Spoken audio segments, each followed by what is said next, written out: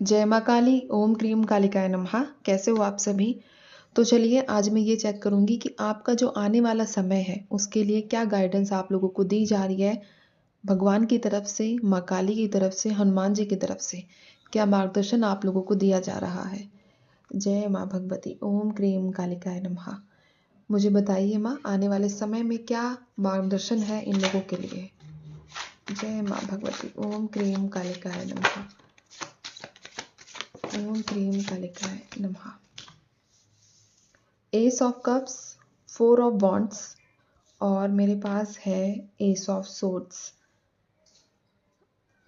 ठीक है, बॉटम में मेरे पास 8 ऑफ कप्स की एनर्जीज निकल कर आई है। सबसे पहले जो मैं गाइडेंस की बात करूं आने वाले समय के लिए, ये जो मैं रीडिंग कर रही हूँ आने वाले 45 दिनों के लिए रेजोनेट करेगी, आने वाले 45 दिनों तक आप लोगों के साथ। ठीक है, 45 डेज। नंबर 4, नंबर 11 यहाँ पर और नंबर 8 निकला है। साथ ही साथ यहाँ गाइडेंस में एक चीज़ ये निकली है कि आपको किसी प्रकार का कोई मौका मिलता हुआ नज़र आ रहा है, लेकिन जल्दबाजी नहीं करनी है। सबसे जो मेजर पॉइंट यहाँ निकला है, जल्दबाजी करोगे तो आप लोगों को प्रॉब्लम हो सकती है। इसलिए चाहे आपका वर्क प्लेस से रिलेटेड हो या आपका मतलब कोई भी लाइफ में पर्सनल मैटर से रिलेटेड हो, कोई भी डिसीज़न आपको जल्दबाजी में नहीं लेना है। उस चीज़ को लेकर, नई जॉइनिंग को लेकर या नए इंसान को लेकर आपको सबसे पहले इन्वेस्टिगेट करना है कि उसका नेचर कैसा है या वो वर्क प्लेस कैसा है, तभी आपको आगे बढ़ना है। अदरवाइज आप स्टक हो जाओगे, क्योंकि एनर्जीज ऐसी निकल कर आई है कि आप उस प्लेस पर उस इंसान के साथ फंस सकते हो। तो ऐसी वाइब्रेशंस हैं। तो ये मार्गदर्शन स्पेशली उन लोगों के लिए है जो किसी का इंतज़ार कर रहे हैं अपने लाइफ में, पहला। दूसरा, जो कोई नई अपॉर्चुनिटी चाह रहे हैं, जॉब रिलेटेड जो भी चीज़ें हैं, ठीक है, इसमें। साथ ही साथ यहाँ एक मुझे अगले 45 दिनों में अरेंज मैरिज का प्रपोजल भी आता हुआ नज़र आया है आप लोगों के लिए। अब मैंने वही चीज़ें बोली कि अपॉर्चुनिटी तो आप लोगों को मिलेगी, लेकिन हाँ करने से पहले आपको सोच समझ कर आगे बढ़ना है। अदरवाइज आप इमोशनली डाउन होते हुए नज़र आए हो। आप ऐसी सिचुएशन में जा सकते हो जहाँ आपको लगे कि आपको अंडरस्टैंड करने वाला कोई भी नहीं है, आपकी फीलिंग्स को समझने वाला कोई भी नहीं है। तो इन सब चीज़ों से थोड़ा बचकर रहना है, तभी आप आगे बढ़े।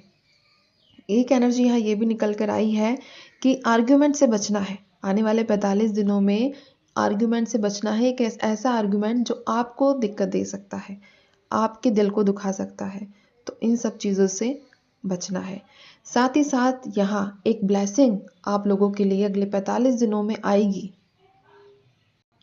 ये जो ब्लेसिंग होगी, आपने इतने टाइम से जो भी स्ट्रगल, पूजा पाठ का ज़्यादा निकला है यहाँ पर, ठीक है।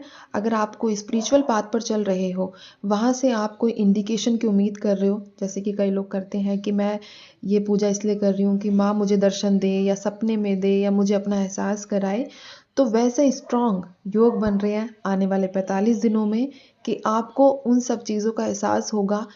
मतलब एक होता है ना कि बिल्कुल डीप जाकर आपको पता चले कि हाँ, मेरी जो पूजा है, मेरा जो मैंने पाठ किया, वो सब सक्सेसफुल हो चुका है। तो ऐसे इंडिकेशंस एज अ ब्लेसिंग आप लोगों को आने वाले 45 दिनों में माँ की तरफ से, जो माँ की पूजा करते हैं या जिसकी भी पूजा करते हो, वहाँ से आपको दिखेंगे, ईश्वर की तरफ से, ठीक है। साथ ही साथ आने वाले 45 दिनों में अगर आपको सपने में बहुत बड़ा समुद्र नजर आए, तो पॉजिटिव साइन समझकर आगे बढ़ना। तो ये था आप लोगों के लिए आने वाले 45 दिन, आने वाला जो आपका समय है, उसको लेकर माँ काली की तरफ से, हनुमान जी की तरफ से गाइडेंस, मार्गदर्शन। अगर मानोगे तो सही रहोगे, और बाकी रीडिंग जो है, जो भी सारी चीज़ें होती हैं, वो सब कलेक्टिव और जर्नल होती है, ठीक है। नेगेटिव पॉइंट्स को इग्नोर करके सिर्फ पॉजिटिव पॉइंट्स को लेकर आप आगे बढ़ें, यही मैं कहूँगी। बाकी मैं चलती हूँ, ध्यान रखिए। जय माँ काली।